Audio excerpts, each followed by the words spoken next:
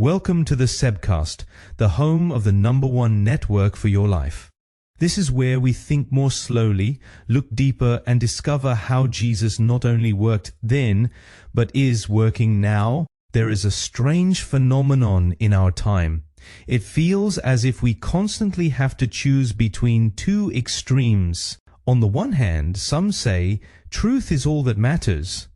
They may be right, but their words often leave wounds. On the other hand, some people say love is all that matters. They mean well, but the truth is sometimes the first casualty. It is as if we believe we must choose between truth and love. But Jesus never thought that way. John 4 tells the story of Jesus and the Samaritan woman at the well. It is one of the longest personal conversations Jesus has with any individual in the Gospels. And what is remarkable is not just what he says, it is how he says it. Everything in the culture of that time said this conversation should not take place. Jews and Samaritans avoided each other. Men did not usually talk alone with unknown women. This woman's history had probably already made her the subject of many village conversations. Yet Jesus does not start with her past. He starts with her thirst. Give me water to drink. It sounds simple, but it changes everything. Jesus does not start with a lecture. He starts with a relationship. He does not begin by defining her according to her failures. He begins by seeing her as a person. And yet he never avoids the truth. Later in the conversation he says, "You have had 5 husbands, and the one you now have is not your husband." He does not ignore reality.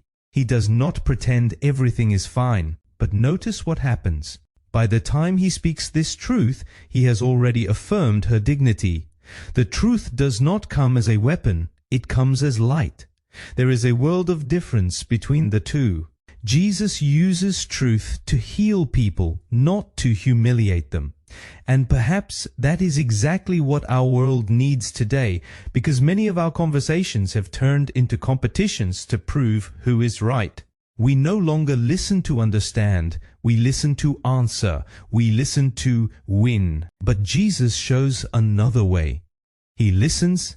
He asks questions, he sees the person behind the viewpoint, he speaks the truth, and he does all this without violating the person's dignity. Practically, this means that this week we speak more slowly and listen more attentively. It means we stop reducing people to a single opinion, a single mistake, or a single label. It means we learn to speak difficult truths without losing love, and to show love without sacrificing truth.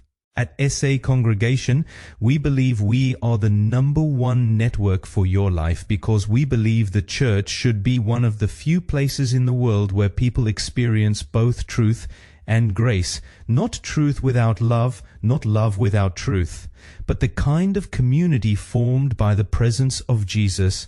Because when truth is spoken without love, it becomes cruelty. When love is given without truth, it becomes superficiality. But when truth and love come together, something wonderful happens. People change. And that is exactly what Jesus still does, not by humiliating us, but by meeting us at our deepest thirst and then inviting us to the living water that only He can give. Until tomorrow, take care.